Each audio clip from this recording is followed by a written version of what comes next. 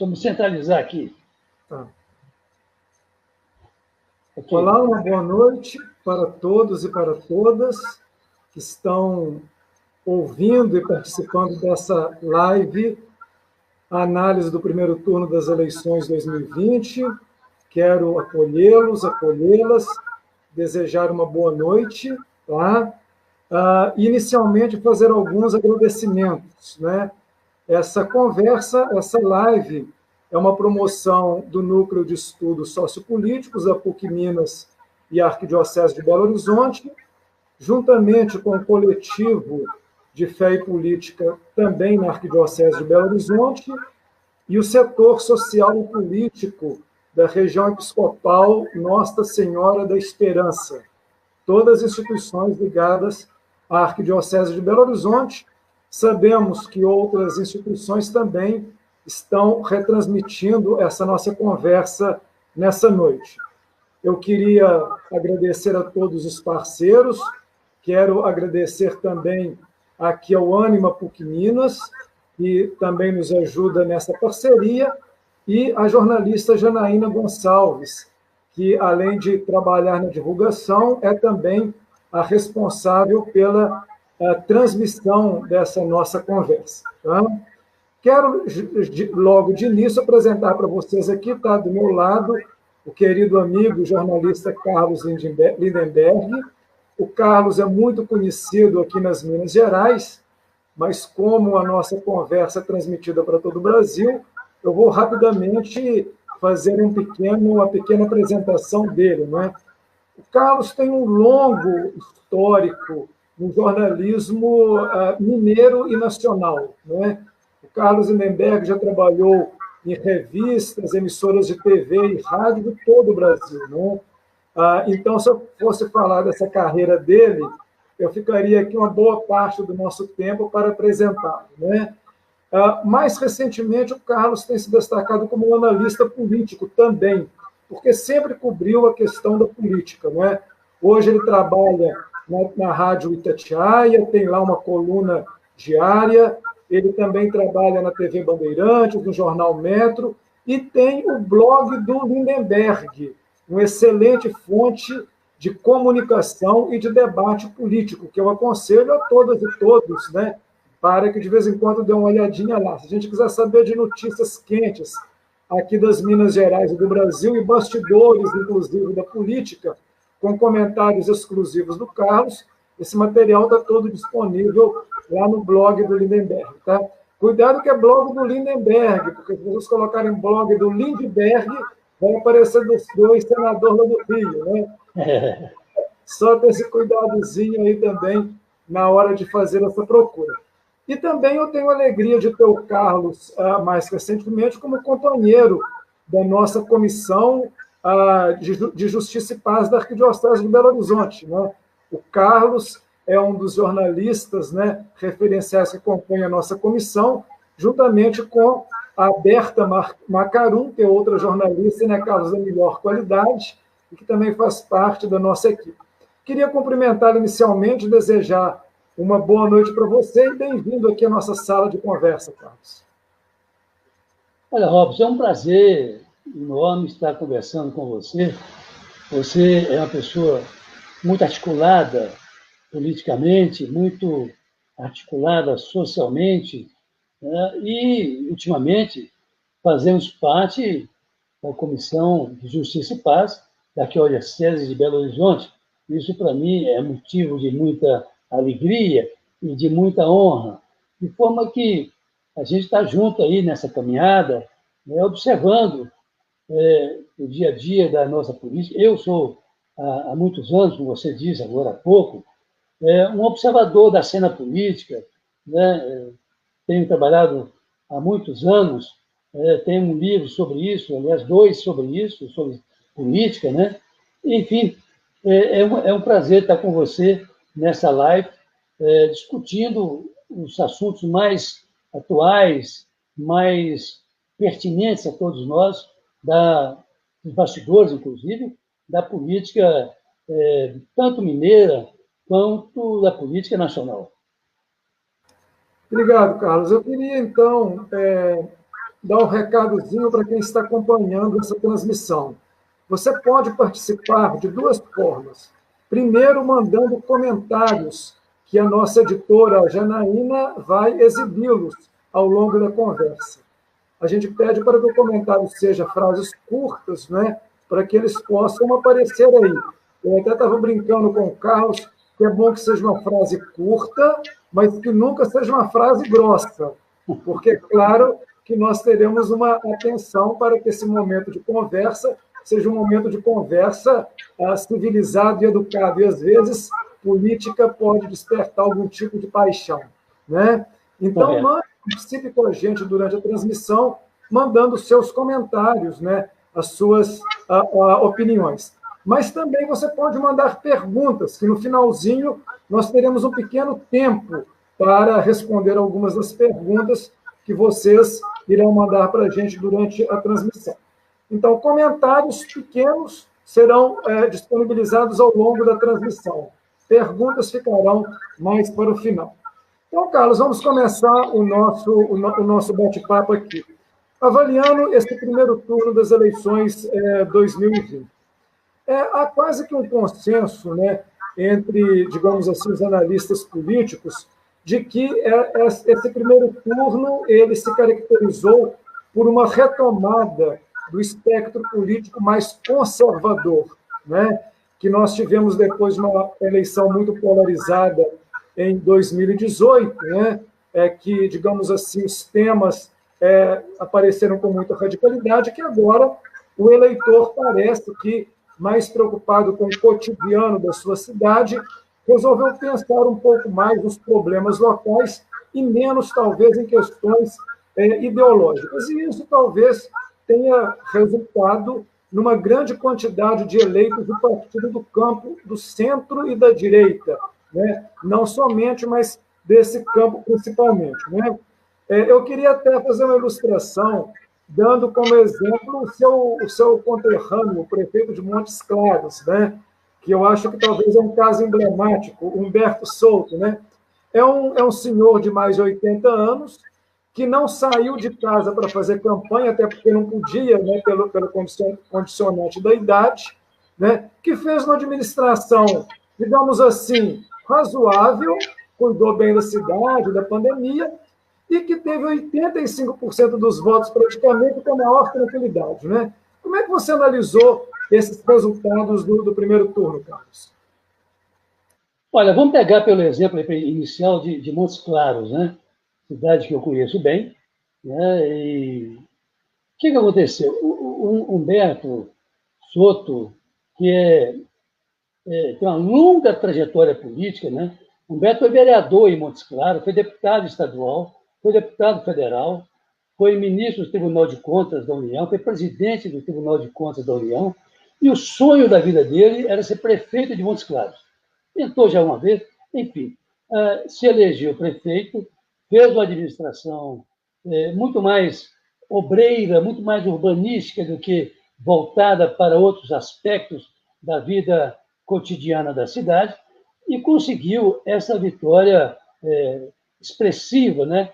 Com mais de 85% dos votos válidos. Então, mas é um prefeito obreiro, no sentido de administrar a cidade do ponto de vista de fazer obras, mas é uma pessoa correta, não tem nenhuma bobagem na vida dele ali que possa estragar, mas, de qualquer forma, é uma pessoa mais de centro-direita, digamos assim, sem nenhum aqui ataque ao prefeito Humberto Souto, que eu conheço há muitos anos. De qualquer forma, esse resultado, a partir de Montes Claros, mostra exatamente, Robson, na minha visão, aí, modesta visão, que foi isso, o resultado dessas eleições municipais, que tiveram um aspecto menos ideológico, mas ainda assim teve uma carga ideológica muito forte em algumas situações, em alguns momentos, sobretudo no caso de Belo Horizonte, mas não só Belo Horizonte, e mostrou também uma realidade que poucos conseguiam dimensionar. Que realidade é essa? A realidade de que, na verdade, o presidente da República, o presidente Bolsonaro, que se imaginava que fosse um grande cabo eleitoral, na verdade, não foi um grande cabo eleitoral. Pelo contrário, os candidatos que ele apoiou, praticamente todos perderam, né? E alguns vão perder agora no segundo turno. De forma que tem essa visão dessas eleições municipais. Digamos, uma guinada meio centro-direita, né, como você pontuou logo no início, concordo com você com relação a isso, né, mas com alguns pontos bem de direita mesmo, né, como o caso aí de um vereador eleito em Belo Horizonte, como o caso de um deputado também aí de Belo Horizonte, que disputou a prefeitura, não teve uma grande votação, porque o Alexandre Calil levou de barbada essa eleição de Belo Horizonte. Mas, de qualquer forma, teve esse viés um pouco ideológico. De um lado, uma derrota do presidente Bolsonaro, quando ele apoiou os candidatos, né? E essa guinada ainda um pouco à direita. Eu acho que isso aí, pra você ter ideia, né, Robson? O Partido Novo fez 3 vereadores. Tinha um vereador, passou a ter 3 agora, né? Então, isso mostra esse lado meio enviesado para a direita do resultado das eleições municipais. Perfeito, Carlos. Vamos falar um pouquinho, então, sobre esses espectros políticos, né? De uma maneira geral. Em primeiro lugar, me parece que os partidos alinhados mais à direita e ao centro foram aqueles que tiveram os maiores percentuais de voto, né? Mas a gente tem que pensar que o espectro político no Brasil ele é bem mais amplo. Então, vamos tentar analisar um pouquinho o que nós estamos... eu não sei se você conseguiu me ouvir, Carlos. Eu estava dizendo que é importante que a gente analise um pouquinho, não somente esse centro-direita, que teve esse espectro do centro-direita, que teve parece que um bom resultado, né, depois dessa avalanche conservadora e ultraconservadora, mas tentar analisar os outros atores, né, do espectro político brasileiro. Então, vamos começar pensando, né, a partir das suas deixas aí, pensando um pouquinho no que nós estamos chamando hoje no Brasil de extrema-direita, né? Aqui em Minas Gerais, nós tivemos o caso não somente do Bruno Engler, né, que tem um discurso alinhado com esse espectro político, né, ele que teve uma quantidade de votos em torno aí de 10%, e o vereador, o segundo mais votado também, que trabalha com ele, né, com uma quantidade de votos que era uma pessoa desconhecida. Para todos os efeitos, eu acho importante a gente fazer aqui a seguinte análise. Muitos dos analistas políticos têm dito que, no Brasil, nos últimos anos, delineou-se claramente o que a gente chama do espectro da extrema-direita. Mas as pesquisas têm apontado que esse grupo é um grupo em torno de 10% a 15% do eleitorado, né? Se nós formos pensar no bolsonarismo, nós temos esse grupo da extrema-direita, mas tem um outro grupo, que talvez corresponda a alguma coisa também entre 15% e 20%, que são pessoas que quiseram fazer uma experiência diferente, algum antipetismo junto, alguma questão relacionada ao voto neopentecostal e de corporações como militares, isso consolidaria nesses 30%, 35% do que a gente chama de bolsonarismo. Mas a extrema-direita, ela seria mais limitada, então, a um grupo que realmente, né, como a gente diz na brincadeira, saiu do armário, né, nos últimos tempos, e que esse grupo, que é um grupo importante, que deve ser pensado, né, não subestimado, num país como o nosso, se nós pensarmos que nós temos 20% de extremistas à direita na população, nós estamos falando de 40 milhões de pessoas, a população maior do que muitos países, né? Como é que você analisa esse espectro que hoje está bastante claro, por exemplo, que nós temos visto com aquelas ações de manifestações antidemocráticas, ataques às instituições, pedidos de AI-5. Agora, recentemente, Carlos, essa questão de tentar questionar as eleições, o TSE. Nesse domingo nós tivemos passeatas, né? Não só questionando o resultado das eleições, mas inclusive pedindo voto impresso. Como é que você analisa esse espectro da política que a gente chama de extrema-direita? Olha, Robson, eu acho que isso começa nas eleições de 2018, ou um pouco antes disso, quando a direita mais radical saiu do armário, para usar uma expressão que você usou aí agora há pouco, saiu do armário e mostrou a sua cara, mostrou a sua face. Né? Essa extrema-direita, em alguns pontos, é bem extremada mesmo, né? Fez toda essa confusão, digamos, de um tempo para cá. Né? Basicamente de 2019 para cá. E isso criou alguns filhotes. Essa extrema-direita criou alguns filhotes que estão aí, pululando por aí. Né? Eu disse agora há pouco, e aí não me custa repetir, pelo contrário, acho que devo repetir, é que o legítimo representante dessa direita mais raivosa, que é o presidente da República, ele apostou fichas aí em 59 candidatos e praticamente perdeu todos eles. Né? Isso, para mim, é um reflexo do que está acontecendo hoje, é um reflexo de 2018. É bom dizer, e volto a repetir, que o presidente da República não é um cabo eleitoral tão forte como se imaginava. E aí vem essa questão que você abordou agora há pouco, Robson, que é o questionamento das eleições municipais. Né? Com essa história levantada pelo próprio presidente da República de que as eleições podem ser fraudadas porque não há o voto impresso.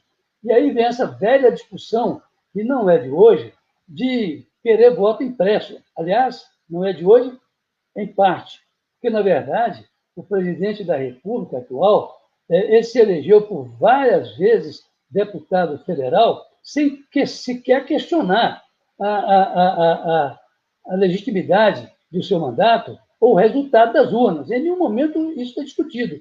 Agora, recentemente, é que está vindo aí esse questionamento do resultado das eleições municipais. Né? Então, isso é até um risco, é um perigo, porque isso acaba afetando muito a questão da legitimidade do voto. Né?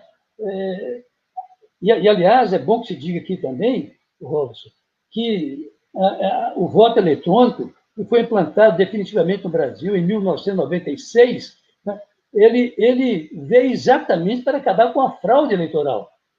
Quem tem um conhecimento de política, como modéstia à parte eu tenho, porque acompanho isso há 40 anos praticamente, sabe como eram as eleições antigamente, sabe como é que eram os votos, eram contados antigamente, como funcionava o mapismo, como é que funcionava a marmita, né? E por aí vai. Então, a urna eletrônica, o voto eletrônico, veio exatamente para combater esse tipo de fraude, que era muito comum até 1996, um pouco antes disso. Então, hoje, quando você ouve esse questionamento ao resultado das eleições municipais, e até há quem pense e acha que isso é bobagem, né? Que vai anular essas eleições, isso é uma bizarrice, como disse o presidente do TSE, né, o ministro Barroso. Então, mas de qualquer forma, é preciso que nós, os democratas, estejamos todos atentos para esse tipo de manobra que pode acontecer. Tem inclusive um projeto da deputada Bia Kiss na Câmara para tentar acabar e voltar o voto impresso, que esse sim, é que facilita a fraude. Tá certo, Carlos. Deixa eu cumprimentar aqui algumas pessoas que estão conosco. a Lourdinha Miranda, Renata Senhorinha, José Maurício, a Gisele Dantas, a ex-prefeita de Betim Maria do Carmo Lara, a nossa assistente episcopal para a Ação Política, Zélia Castilho, a coordenadora do Movimento Mineiro de Fé e Política, Márcia Sacramento, pastoral da comunicação da Arquidiocese de Belo Horizonte, Ânima PUC Minas, o ex-deputado Cláudio Vereza, lá do Espírito Santo, a Tânia Araújo, o diácono Amauri Moura, o André Espínola, a Lourdinha Miranda e tantos outros, e a Terezinha Lode também, lá do Espírito Santo, né? Estão todos aqui. Nós estamos, inclusive, lá nas terras capixabas também. Nós falamos um pouquinho, Carlos, sobre a extrema-direita. Agora, uma coisa interessante é nós falarmos sobre o que é direita, o que é centro, o que é centrão. Parece, inclusive, que com os resultados dessa eleição, falar de direita e de centro é uma coisa até boa, está ótimo. Então, nós agora estamos no centro, né? É a direita civilizada. A gente começa a adjetivar, né, para dizer uma direita democrática. Óbvio, né? Nós temos uma direita liberal democrática e ela foi responsável, uma espécie de tutora da democracia contemporânea. Mas, por outro lado, também, né, essa direita tradicional no Brasil, ela nunca concedeu muito para, digamos assim, os setores mais progressistas, né? Se nós dermos uma lançada de luz há algum tempo atrás, há 4 anos atrás, esse mesmo grupo político do Centrão e do Centro foi o grupo que articulou a tirada do poder da Dilma Rousseff, né? E que esperava, né, logo na sequência, ter os espólios, né, digamos assim, da ruptura ou do golpe, mas foram atropelados pela onda da antipolítica e do discurso anticorrupção do Bolsonaro, que acabou levando as eleições. Mas o grupo que preparava, né, para assumir era um grupo ligado à turma do Michel Temer, do PP, do DEM, né, que articulou toda aquela questão lá parlamentar. Então, como é que fica isso daí? A nossa direita, né, digamos assim, essa direita que ela é tão performática no Brasil, tão cheia de interesses, é uma direita que dá para a gente confiar? Não, acho o seguinte, o primeiro resultado disso aí, o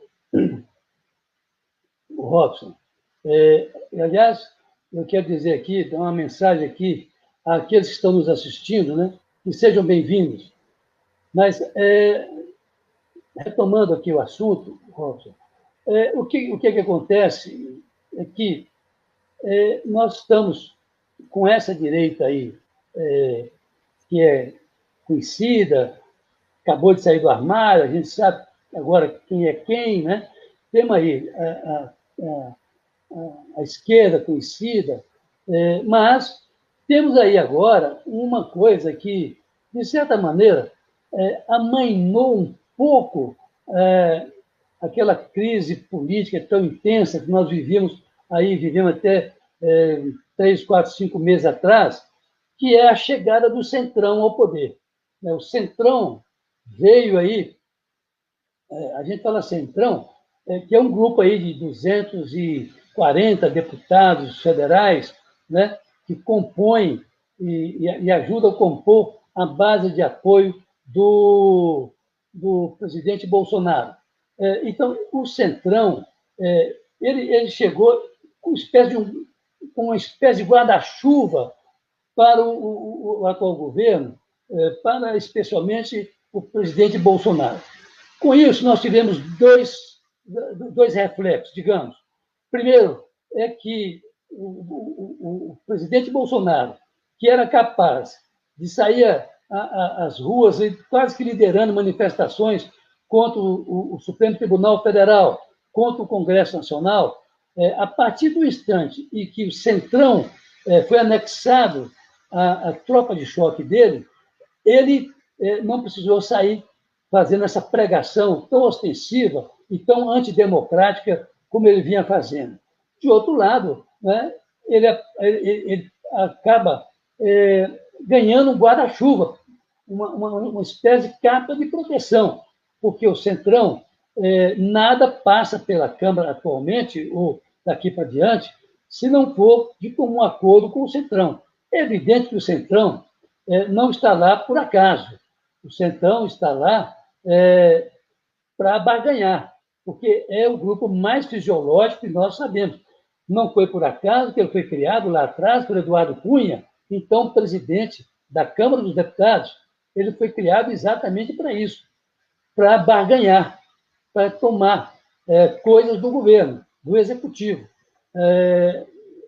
Essa foi, inclusive, uma das razões do impeachment da presidente Dilma Rousseff, foi exatamente porque contrariou a vontade do poderoso, então, Eduardo Cunha. Então, ele está preso em prisão domiciliar, mas está preso, né? Está fora de cena. Mas, então, isso vem, o Centrão nasce aí, com Eduardo Cunha, e vem, né, com o impeachment da presidente Dilma, e dá no que está dando aí, que nós estamos vendo hoje, que é essa espécie de guarda-chuva de proteção ao presidente Bolsonaro, que, por sua vez, sentindo-se protegido por esse Centrão, não participa mais daquelas bravatas, né, que ele fazia, de sair quase que liderando manifestações, né, contra as instituições democráticas.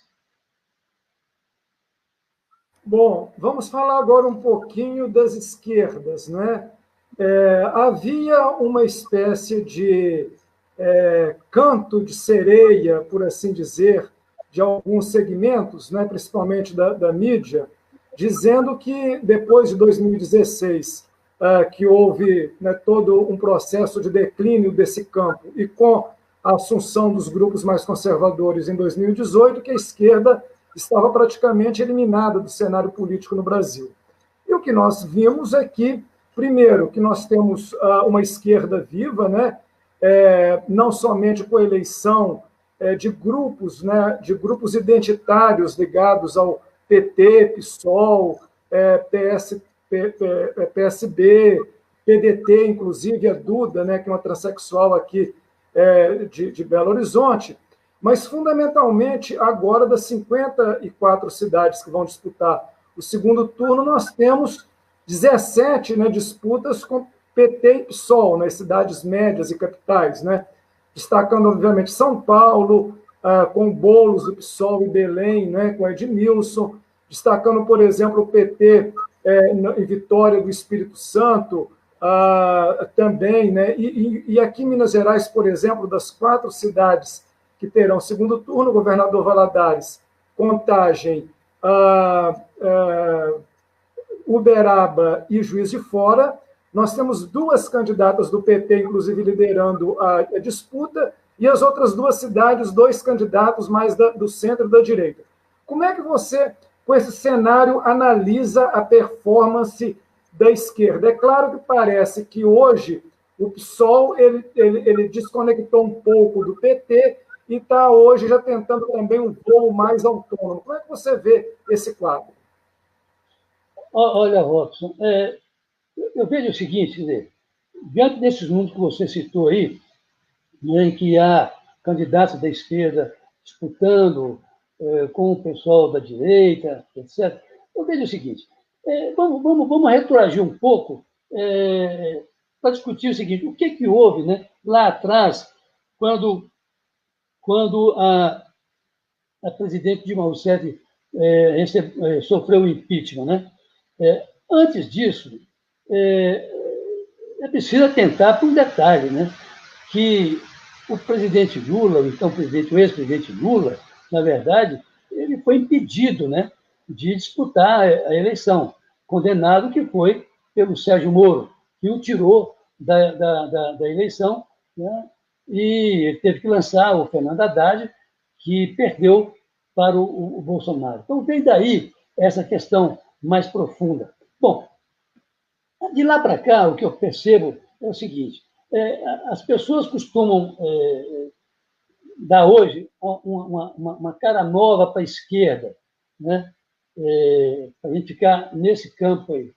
E eu não concordo muito, por exemplo, que o Boulos, lá em São Paulo, seja a nova cara da esquerda. Não é exatamente isso, né? A esquerda está disputando em outros lugares, está, por exemplo, em Contagem, né? Em Valadares, e por aí vai.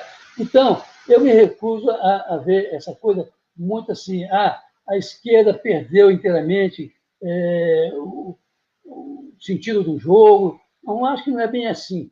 Eu acho que a gente está... Há uma disputa por aí. É evidente que eu continuo achando que a direita saiu, de certa forma, fortalecida desses embates aí, municipais, mas eu não vejo assim, de uma maneira tão perversa, a posição das esquerdas, que está na disputa aí nas principais cidades, como você disse aqui, em Minas Gerais, em Juiz de Fora, em Contagem, e por aí afora, né?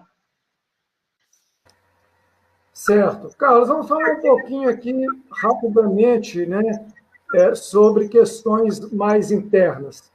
O governador de Minas foi muito ruim também como cabo eleitoral, o governador Zema, né?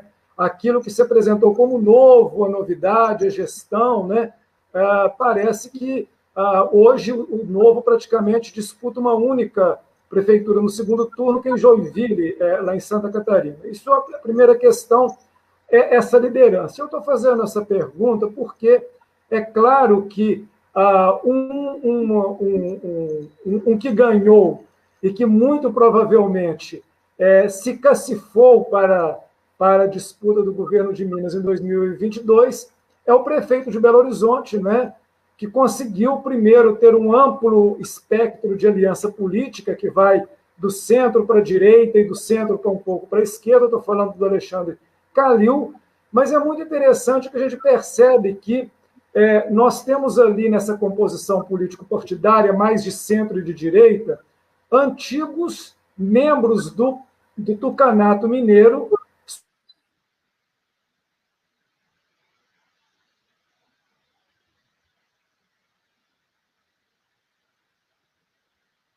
Seu áudio caiu, Robson. Eu estou com um probleminha aqui que de vez em quando o microfone ele trava.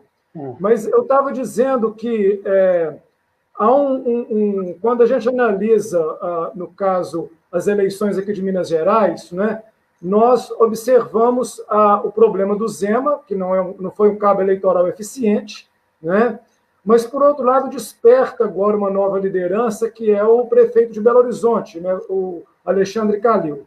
E eu estava dizendo que o Calil, ele, né, foi um bom gestor da pandemia, tinha uma excelente aprovação da sua administração, tinha baixa rejeição, mas também ele compôs, digamos assim, um espectro político, né, de partidos que o apoiou, muito interessante e consistente, e dentro desse espectro está o PSD, né, que é o PSD também do ex-governador Antônio Anastasia, que trouxe uma dissidência do PSDB para esse grupo político, né? Então, quer dizer, hoje o Calil ele está sustentado numa aliança que é uma aliança de centro-direita, mas não somente, mas que realmente traz outros caciques da política mineira, né, para perto de si. É importante dizer que, além do ex-governador Anastasia, que é do PSD, nós também temos o senador Carlos Viana, que foi eleito também na última eleição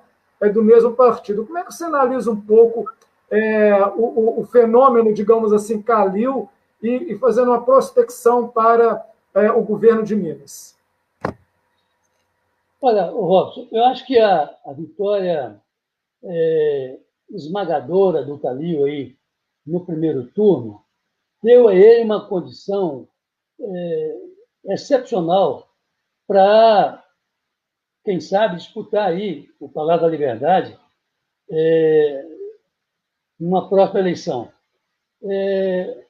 Ainda que o governador Zema não tenha ainda se declarado candidato, mas, de qualquer forma, a vitória do Calil no primeiro turno deu a ele uma condição de pleitear essa disputa aí pelo Palácio, pelo antigo, outrora, Palácio da Liberdade, que, na verdade, é o símbolo do poder em Minas, né?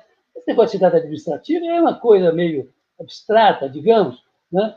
Mas o símbolo do poder político em Minas está no Palácio da Liberdade, que, por sinal, foi abandonado pelo governador Zema, né? O Zema, naquele discurso antipolítico que ele fez aí na eleição passada, ele acabou... Primeiro, ele arrendou lá o Palácio das Mangabeiras, né? Primeiro, ele arrendou o Palácio das Mangabeiras, e depois ele parou de ir lá de Palácio da Liberdade, e aquilo lá hoje está... Nem sei como é que está aquilo lá mais. Mas, de qualquer forma, o símbolo do poder em Minas é o Palácio da Liberdade. De forma que Calil, com essa vitória forte no primeiro turno, tem um cacife para disputar o governo do Estado. E não é por acaso que ele colocou como vice dele, agora, o Fuad Numan, que era o secretário da Fazenda dele. Né? Por quê? Porque o Fuad é uma pessoa que é um burocrata. Né? Tem lá seus méritos como um burocrata, mas é um burocrata, e não mais do que isso. De forma que ele não vai criar problema para o Calil, não vai criar suma para o Calil, assim como o Paulo Lamaque, que era o vice do Calil, chegou a fazer, criando alguns problemas para o Calil. Então, de forma que o Calil sai fortalecido dessa eleição e com possibilidade de disputar o Palácio da Liberdade agora em 2022, que é a próxima eleição aí para o governo do Estado, etc. Então, o Calil sai muito forte disso. Ora, o governador Romeu Zema não fez, na verdade, não elegeu ninguém, né? Ele tinha um vereador na Câmara e agora passou a ter 3, né? Mas por contingências outras, não exatamente por fervor de cada um deles, não. De qualquer maneira, o que se vê é que o Calil se agiganta diante dessa eleição, né, ter um papel importante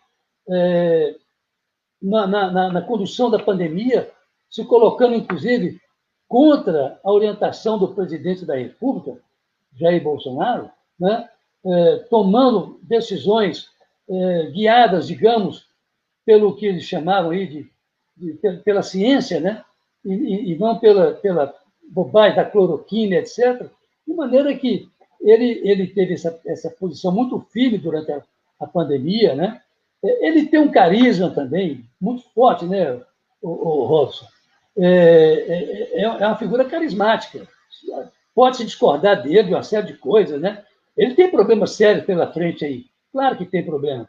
Por exemplo, até hoje não resolveu a questão do Vilarinho, das enchentes do Vilarinho, né? Esse é um problema que ele tem que enfrentar e resolver o mais rápido possível, né? Ele prometeu na campanha passada abrir a caixa preta da BH Trans, também não abriu. Por que não abriu? Deveria ter aberto já. Enfim, essas coisas são problemas, são questões que se levantam e que ele vai ter que resolver, se quiser, efetivamente, disputar o Palácio da Liberdade. Se não quiser disputar o Palácio da Liberdade, tudo bem, vai ficar cumprindo os 4 anos do novo mandato dele. Mas ele saiu fortalecido dessa eleição, né? Ao contrário do Romeu Zema, que não elegeu praticamente ninguém em lugar algum, né? E foi lá, inclusive, agora, participar de uma eleição, lá no segundo turno, em Joinville. Ora, não elegeu ninguém em Minas e vai querer eleger alguém lá em Santa Catarina? Não é possível, quer dizer, é uma coisa absolutamente fora de... mas foi o Partido Novo que chamou, que mandou, etc. Tudo bem, mas não se envolveu na política aqui municipal, não elegeu nem o prefeito dele lá em Araxá. E vai eleger agora, querer eleger lá em Joinville. Quer dizer, é uma coisa inteiramente fora de sentido isso, né? O que eu acho é o seguinte, é que o governador Zema, até agora, ele não entendeu o que significa ser governador de Minas Gerais. Né? O Estado com a tradição política, né? Com toda essa história política, né? Já deu 6, 7 presidentes da República, né? Se não mais. E aí parece que ele não entendeu ainda a dimensão do que ser governador de Minas Gerais e fica nessa coisa aí, vai para lá, vai para cá e não decide nada. Arrenda o Palácio da Mangabeira, não vai ao Palácio da Liberdade, fica nessa coisa de chove não molha, que Na verdade, o Zema tem uma vantagem, viu, Rob? Vou dizer para você aqui. Ele, por inação dele, ele não incomoda ninguém. E por não incomodar ninguém, ele tem uma razoável aí, um bom status, digamos, aí, nas pesquisas eleitorais. Por quê? Porque não incomoda ninguém. Só isso. Perfeito. Vou cumprimentar aqui mais algumas pessoas: o Cleverson Felipe, Maria Miranda Caldeira, Cida Barroso, o Robson Zanuto, lá de Santo André, em São Paulo, o Paulo César de Souza, e também a nossa queridíssima Maria Séries Espínola Castro, que certamente o Carlos não a conhece, né? É claro que estou falando aqui da esposa do nosso convidado, né? Professora querida da UFMG, né? Aposentada. Mas, Carlos, antes de falar do bolsonarismo, a gente voltar um pouco, né? Porque isso é um tema que ainda está muito, muito presente e que nós ainda não aprofundamos. O que você percebe do que está sendo muito comemorado com o fato de que grupos que nós chamamos de grupos identitários, então a comunidade LGBT, os negros, quilombolas, conseguiram uma performance interessante nessas eleições, e são grupos que estão sendo muito perseguidos, né, por esses grupos de extrema-direita, mas, por outro lado, a maioria desses grupos conseguiram uma boa estratégia eleitoral porque saíram um pouco também dos esquemas dos partidos. Criaram coletivos, fizeram campanhas um pouco fora da máquina e da estrutura partidária, né, que ainda é muito elitista e é muito fechada, é muito endógena, né? Quer dizer, os políticos tradicionais é que são sempre aqueles que disputam cargos. Como é que você, com a sua experiência toda, você vê essa novidade? É uma novidade que veio para ficar? É um sinal de amadurecimento político de uma sociedade que é mais plural e mais diversa, que esses grupos historicamente silenciados, eles estão dispostos a disputar também o poder no Estado? Como é que você enxerga isso? Olha, eu vejo aí como uma novidade alvissareira, viu, Robson?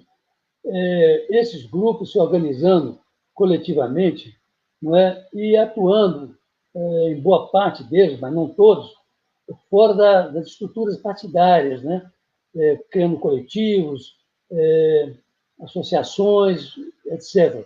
Não por acaso, a campeã, o campeão de votos aqui, a campeã de votos aqui em Belo Horizonte é, é, é uma transexual, né? Coisa inadmissível até pouco tempo atrás. Então, você vê, até me passou aqui o nome dela, mas, enfim, isso é uma novidade, né? E não só aqui, não, viu, Robson? Em várias outras cidades também, esse pessoal conseguiu, através de mobilizações em seus próprios grupos de atuação, conseguir boas votações. De maneira que eu vejo isso como uma coisa nova na política. Aí sim, isso é uma coisa nova na política brasileira. Mais do que o bolsonarismo, etc. Essa é a novidade. Essa é uma coisa que realmente chama atenção e nos leva, inclusive, a nós que estudamos, de alguma maneira, esse tipo de atores, né? A estudar um pouco mais o que fazem esses atores e como chegaram e como alcançaram essas posições. Isso aí deve ser estudo, inclusive, do DCP, né? Aí da Universidade Federal de Minas Gerais, porque é uma novidade. Essa é a novidade. Essa é a grande novidade. São esses grupos que acabam elegendo figuras de expressão. Agora, no caso de Belo Horizonte, o Robson, é preciso ver também quem é que a direita elegeu, porque não foi só a esquerda que elegeu. O segundo mais votado, que também passou o nome dele aqui agora, é também um radical de direita, né? Então, é preciso a gente atentar para esse lado. Ou seja, a gente continua vivendo esse dilema de esquerda e direita, tá certo? Até porque não se vê nenhuma outra liderança aparecendo nesse meio. Você disse do Carlos Viana, tudo bem, mas o Carlos Viana também tem a sua postura um pouco chegada aí para a centro-direita, né? Nós conhecemos o Carlos Viana, inclusive é meu amigo pessoal, então não estou aqui fazendo nenhuma ofensa a ele, não, pelo contrário, eu estou identificando ele como uma pessoa que tem uma atuação, mas bem chegada um pouco para a direita. De forma que é preciso a gente atentar para esse aspecto mais amplo, embora nós continuemos a vivenciar, que não é de hoje, esse choque permanente entre esquerda e direita. Eu acho que isso é bom ou é ruim, não estou entrando no mérito disso. O que eu acho é que é preciso aparecer alguma coisa nova, porque senão nós vamos ficar eternamente nisso. É esquerda contra direita, é esquerda contra direita. Né? E quando a gente tem outras alternativas, nós vimos agora na eleição municipal que há novas alternativas. Né? Você pode, por exemplo, o caso do Calil. O Calil que é carismático, então é um pouco chegado, o PSD dele aí, faz parte um pouco lá do Centrão também. Mas, de certa forma, é uma figura nova na política mineira. Né? Ele saiu agora há pouco tempo para disputar a eleição, ganhou e foi reeleito aqui com uma votação estrondosa. Ou seja, é preciso que hajam novas figuras atuando no espectro político brasileiro. Não é possível que continue, nós continuemos assim, com esse velho estigma, direita contra esquerda. Não que eu seja contra a esquerda, ou seja radicalmente contra a direita. Eu acho que preciso que haja alguma coisa nova. E quando eu vejo esse pessoal saindo, vereadores, por exemplo, saindo, o próprio Calil saindo da eleição municipal com essas vitórias retumbantes, olha, é de chamar a atenção, e isso nos leva a refletir sobre essas figuras que estão aparecendo no novo cenário político que nós vivemos hoje. Ô Carlos, antes da gente avançar um pouquinho, até queria a sua opinião como um analista que acompanha a política nacional, né, há 4 décadas, que é o seguinte: é claro que tem aí toda uma legislação que tende a diminuir um pouco essa quantidade de partidos que nós temos. Mas desde a Constituição de 88, né, que é uma Constituição que ela foi elaborada meio nos moldes para ser um governo parlamentarista e não um governo presidencialista, né? Você conhece bem essa história, que o peso do legislativo ele é muito importante, né? E essa relação executivo-legislativo nos 3 níveis de governo, município, Estado e União, sempre se caracteriza com um bendito toma lá da cá, com a troca de favores e o que a gente costumou chamar na ciência política de busca da governabilidade. E em nome da busca da governabilidade, né, como diz a história, você começa cedendo com os dedos, depois com as mãos, com os braços e por aí afora vai. Um pouco da história do PT foi assim, né? Que começou com uma aliança um pouco mais restrita, mas que teve, ao longo do tempo, com o desgaste no governo, ter que ir ampliando esse espectro, né? Até, como diz no ditado popular, amanhecer dormindo com o inimigo, né? Quer dizer, o principal articulador da derrubada da Dilma, como o mesmo acabou de confessar num livro recém-publicado, foi o vice-presidente Michel Temer, juntamente com segmentos das Forças Armadas brasileiras, que, diga-se de passagem, tem um histórico golpista desde a proclamação da República, né? Que foi uma intervenção militar e elitista e de intelectuais, né? Em 1889. Então, o que eu queria ver com você é o seguinte: como que é possível, né, a gente pensar uma possibilidade de governos mais democráticos, que sejam mais ao centro, mais à direita ou mais à esquerda, se o tempo todo o chefe do executivo ele tem que negociar com o legislativo, e essas negociatas nem sempre elas são republicanas, porque você tem que compor maioria parlamentar, né, maiorias parlamentares, para tocar o governo. Como é que você analisa esse dilema nacional, por assim dizer? Olha, Robson, isso nos remete aí a um passado recente, né? Como você bem acentuou. A Constituição de 88, ela trouxe uma série de vantagens, que aqui não vão perder tempo e ficar discutindo esse tipo de coisa. Mas ela trouxe esse chamado presidencialismo de coalizão, né? Que leva a esse toma lá da cá. Aliás, o Bolsonaro se elegeu presidente da República exatamente com a pregação contra o toma lá da cá. Agora não, agora ele está realmente nas mãos do Centrão, que vive disso, do toma lá da cá. Mas ele se elegeu com esse discurso contra o toma lá da cá, né?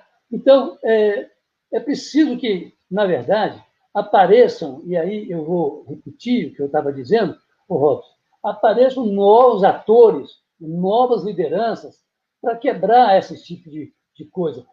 Evidentemente, aqui eu não estou longe de mim dizendo da mudança de Constituição, pelo contrário, eu acho que essa Constituição já sofreu N emendas, ela deve ser aperfeiçoada cada vez mais, mas é preciso que haja novos atores, novas lideranças, porque não é possível. Nós estamos ficando velhos, vamos dizer assim, e essas coisas acabam criando dificuldades. Por quê? Porque nós ocupamos, durante todo esse tempo, posições que, às vezes, não cabem mais a nós ocuparmos. É preciso que novas lideranças cheguem para atuar. O problema é que, normalmente, surgem lideranças que não ocupam, com a devida capacidade, digamos, essas posições. Então, nos deixam muito nesse vai lá, vai cá. E aí, nos joga a hora à direita, uma hora à esquerda. E a gente fica nisso. Não que eu estou aqui pregando contra a esquerda ou contra a direita, não é exatamente isso. Eu estou tentando fazer uma análise aqui de como eu vejo as coisas neste momento. Eu acho que a gente não pode ficar sem novas lideranças, porque essas novas lideranças que vão tirar esse país desse dilema que nós vivemos. Ora à esquerda, ora à direita, e ficamos nesse dualismo, que eu acho que não tem muito sentido mais. Acho que nós temos que sair para novas experiências, novas formas de representação popular. Não podemos ficar mais nesse esquema tão pequeno, para cá e para lá, daqui para lá, de lá para cá. Não, nós temos que sair. Por isso é que eu digo que essas novas lideranças que estão aparecendo aí, no aspecto político brasileiro, nacional, são importantes e nós devemos cultivar e incentivar o surgimento de novas lideranças. Olha, que vai ter, evidentemente, que vai ter alguém da direita, vai ter sempre alguém da direita, mas é preciso que também tenha alguém da esquerda, claro, e não ficar apenas na disputa esquerda e direita. É preciso que surja alguém não do centrão, né? Não do centrão. Surja alguém aí do centro-esquerda, por exemplo, que possa fazer esse equilíbrio entre esses dois lados. Porque senão, nós não vamos sair do lugar. Essa é a verdade. Nós não vamos sair. Nós estamos vendo aí um governo de direita que não sai do lugar. Não consegue sair do lugar. Patina e não sai do lugar. Cadê as reformas prometidas? Todas elas são contra, por exemplo, os trabalhadores. Né? E não é possível continuar fazendo esse tipo de coisa. Ou seja, nós temos que mudar um pouco essa maneira de fazer política no país. Não podemos ficar na mão desse centralismo, desse presidencialismo de coalizão, como bem definiu até um curvelano aqui, marido da Mira Leitão, que passou o nome dele. Enfim, não podemos ficar nesse jogo para lá ou para cá. Temos que arrumar lideranças novas que tragam, não essas lideranças que vêm aí de última hora, esses outsiders que aparecem de 4 em 4 anos, né? Isso não leva a nada, nós estamos vendo isso, não leva a nada. Né? Você vê o governador de Minas atual, expressão tem, né? E por aí vai. Mas nós temos que sair desse dilema, não podemos ficar nesse dualismo de lá e para cá. É preciso que surjam lideranças novas, Robson, na minha visão, modesta visão, lideranças novas que nos conduzam a portos mais seguros, porque senão nós vamos ficar andando para trás. Ô, Carlos, tem alguns dos nossos ouvintes que estão acompanhando aqui a nossa conversa, que estão um pouco preocupados em relação ao governo Zema e sua pauta privatista, né? Sempre a ideia de Estado mínimo, meio que comendo pela beirada, CEMIG uma hora, outra hora Copasa, outra hora BDMG, uma tentativa de sempre transferir para a iniciativa privada alguns setores de políticas públicas. Você acha que agora, nesses 2 anos finais aí, ele terá cacife para pautas como essa, tão caras do povo mineiro, como a CEMIG, Copasa, ele termina essa empreitada, ou você acha que não tem espaço para isso?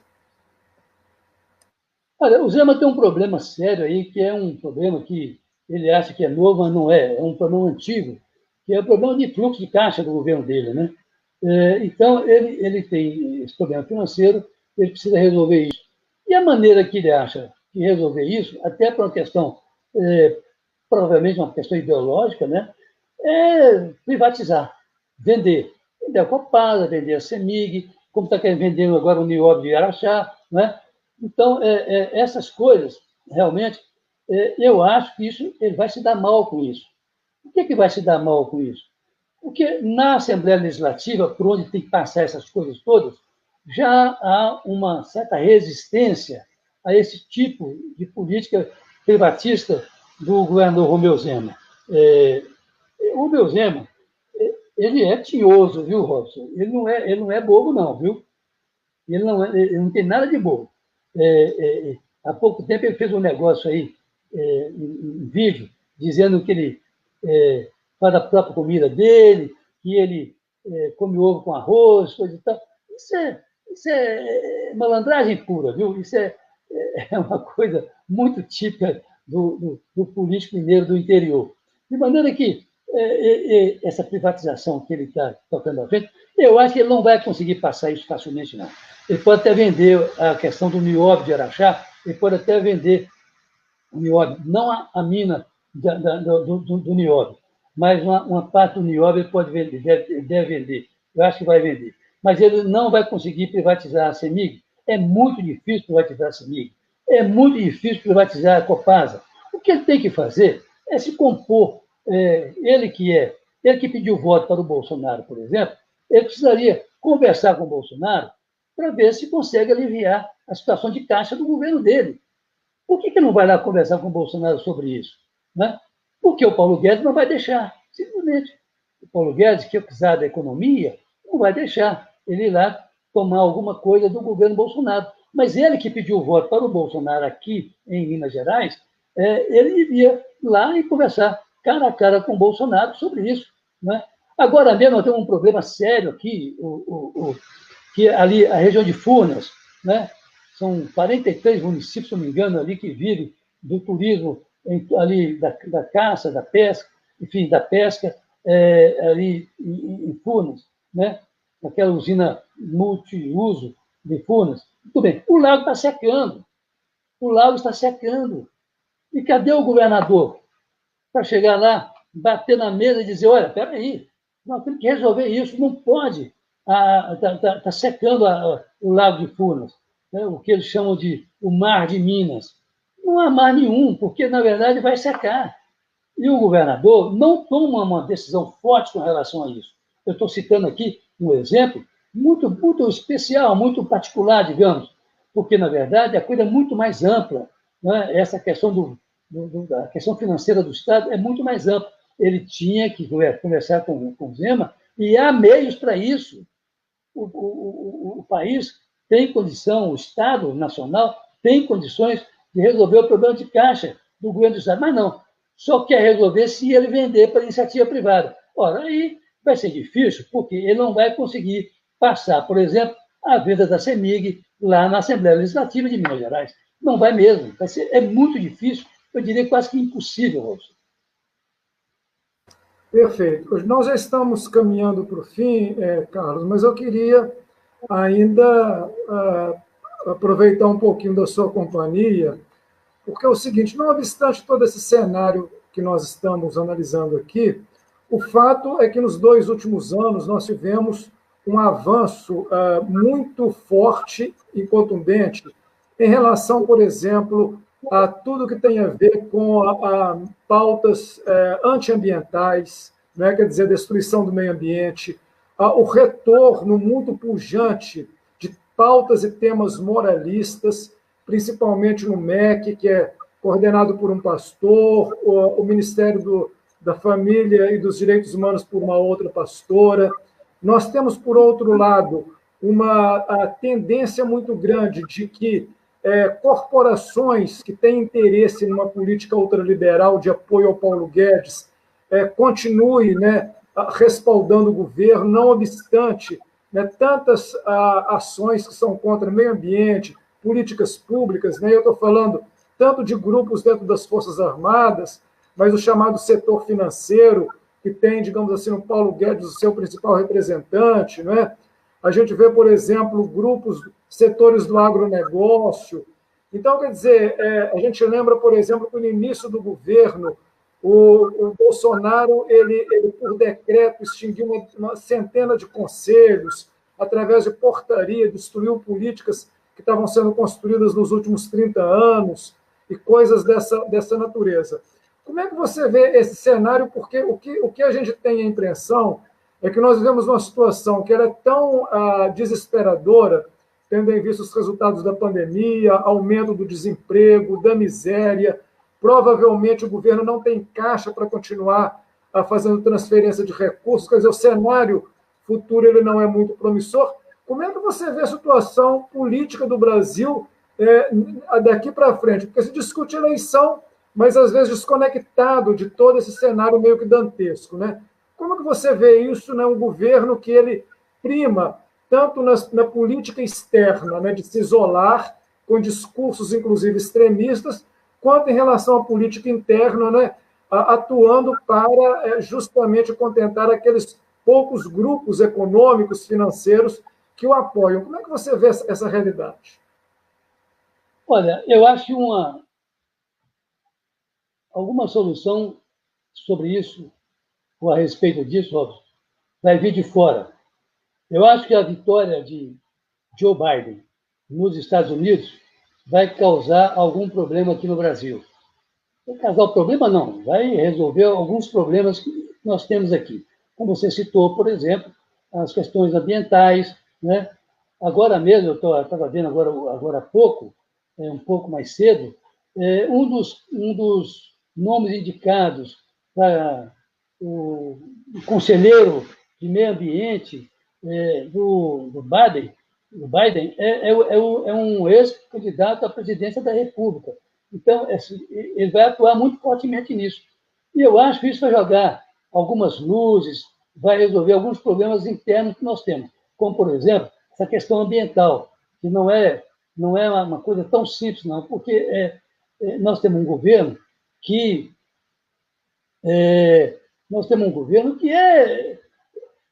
se tem uma coisa que se pode chamar de Bolsonaro, assim, pode se chamar de cabeça dura, mas ele é coerente. Ele falou exatamente, ele ia desmontar o Estado que nós tínhamos, e ele está desmontando. Portanto, o que a gente pode esperar é alguma coisa que possa vir de fora. Por exemplo, essa vitória do Biden nos Estados Unidos, dos democratas, isso vai causar algum problema aqui no Brasil. Não tem a menor dúvida que isso vai ter uma consequência direta aqui dentro. Não é? De outro lado, você tem uma coisa, e nós não tocamos num assunto aqui ainda, o Robson, e nós estamos caminhando para o final, se não me engano, que é uma coisa fundamental e que nós estamos vivendo hoje, que é a questão do racismo. Né? Essa questão do racismo, nós acabamos de assistir agora, né, o trucidamento de um cidadão negro, né, em Porto Alegre, no Carrefour, supermercado Carrefour, né, que é uma coisa terrível. E essa questão, né, é questão que não se localiza em Porto Alegre e nem no Carrefour. É uma coisa que está enraizada, a despeito do vice-presidente da República dizer que não há racismo no Brasil. Ora, como não há racismo no Brasil, se nós vemos isso no dia a dia? Não é? Então é o seguinte, eu acho que nós vamos ter alguma solução vindo de fora. Ou seja, eu quero dizer, trocando em miúdos, as eleições americanas vão trazer uma forte consequência para a administração pública brasileira. Não tenho a menor dúvida com relação a isso. Perfeito, Carlos. Agora, suas expectativas para o segundo turno, o que é que nós temos aí que dá para esperar? Por exemplo, São Paulo, o último Ibope, o candidato do establishment cai um pouquinho, que é o Covas, Boulos numa tendência de subida, ou seja, uma possibilidade de eventualmente ter uma mudança. Você tem algumas situações mais complicadas em Belém, por exemplo, que o PSOL está disputando com um candidato, um delegado da Polícia Federal, mais do campo da direita e da direita mais radical, uma disputa bastante acirrada. Vitória no Espírito Santo, uma disputa muito acirrada também. Em Porto Alegre, você tem uma mudança, digamos assim, o candidato Melo, ele passa a Manuela Dávila, mas, em compensação, em Recife, não é? Nós temos a Marília superando o primo dela numa disputa muito interessante, surpreendente. Como é que aqui em Minas Gerais, né? Também as 4 cidades, como é que é a sua perspectiva em relação ao segundo turno? Olha, é a velha disputa, né? Direita e esquerda, né? Que nós estamos assistindo novamente, né? Nós vimos uma boa parte dela no primeiro turno e vamos ver agora no segundo turno. É um segundo tempo, né, digamos assim, da disputa direita e esquerda. Né? E isso eu acho que é difícil a gente fazer uma previsão do que pode acontecer nessas disputas, porque a gente, por mais que acompanhe, né, e o que tem são as pesquisas eleitorais, pré-eleitorais, a gente não tem uma visão muito clara. Você vê, por exemplo, essa disputa de Manuela Dávila lá no Rio Grande do Sul, né? Não chega de perto, aqui, Contagem, né? Marília Campos. É muito provável que a Marília ganhe aqui. É muito provável que a Margarida Salomão ganhe também lá na Juiz de Fora. Mas isso, a gente só vai ter, de fato, um balanço ao final, porque nós vimos aí no primeiro turno, tivemos no primeiro turno algumas surpresas, né? Como, por exemplo, o fato de que o presidente da República, que achava que era um grande cabo eleitoral, praticamente não elegeu ninguém. Né? Então, isso aí, a gente só vai ter mesmo uma visão, Robson, quando a gente tiver mais aí, estamos aí há uma semana só, né? Um pouco menos disso, do segundo turno, mas só lá na frente vai ter uma visão mais clara sobre isso. Eu estou dizendo assim, eu não quero me arriscar aqui a um palpite apenas para dizer, pode dar isso, pode dar aquilo. Eu sou muito pé no chão, sou muito cauteloso com relação a previsões. Eu acho que a gente tem que acompanhar, estar atento, estar ligado nas coisas, mas eu não arriscaria dizer que A, B ou C possa ganhar aqui ou ali. Perfeito. E você acha que terminaram as eleições, ainda tem tempo para essas reformas do Paulo Guedes, reforma tributária, ainda tem tempo, né, na dinâmica do Congresso disso ser tocado, ou agora é somente 2021 a depender da recomposição e das forças políticas? Olha, Robson, eu acho o seguinte, o presidente Bolsonaro está com a ideia fixa na reeleição. Essa é uma questão, parece que ele não abre mão. Ele quer continuar essa política de desmonte do Estado que ele vem fazendo já, não é de hoje, né? Desmonte das políticas públicas, etc, etc. E ele vai buscar, de toda forma, a reeleição. O que ele vai fazer para conseguir essa reeleição, não sei, não se sabe. O que se sabe é que ele está se apoiando no Centrão, e o Centrão é que começa a dar as cartas do jogo, né? Então, a gente vai ter que esperar um pouco mais para ver até que ponto o atual governo, o governo Bolsonaro, pode ceder ao Centrão. Eu acho que vai ceder muito mais do que ele tem cedido até aqui. Por quê? Você vai dizer assim, mas espera aí, as reformas passam ou não passam? Quais as reformas que devem passar ou não devem passar? A reforma tributária? Tudo bem. Essa reforma tributária vai beneficiar quem, exatamente? Ao pequeno empresário? Ao grande empresário? Né? Você vê... Então, assim, essas coisas a gente tem que ir analisando para e passo, ou seja, a cada momento você tem que debruçar sobre aquele problema para saber para onde vai, porque não se tem certeza de nada. Nem se sabe se o Bolsonaro termina o mandato dele, que há questões pendentes lá no Tribunal Superior Eleitoral com relação a ele. Né? Há a questão do filho dele, o Flávio Bolsonaro. Ou seja, essas coisas todas estão muito emboladas ainda para a gente ter uma visão clara do que pode acontecer daqui a 1 ou 2 anos. Tá certo, Carlos. Eu quero agradecer demais da conta a sua generosidade por ter participado conosco aqui. Nós estamos no Facebook do Nesp com mais de 300 pessoas na audiência. Na página da região Nossa Senhora Esperança, mais de 230. Certamente esse número se multiplicará, porque muitas pessoas, às vezes, não podem acompanhar ao vivo, mas passam para os outros, né? Então, a gente consegue atingir um bom público essa nossa discussão.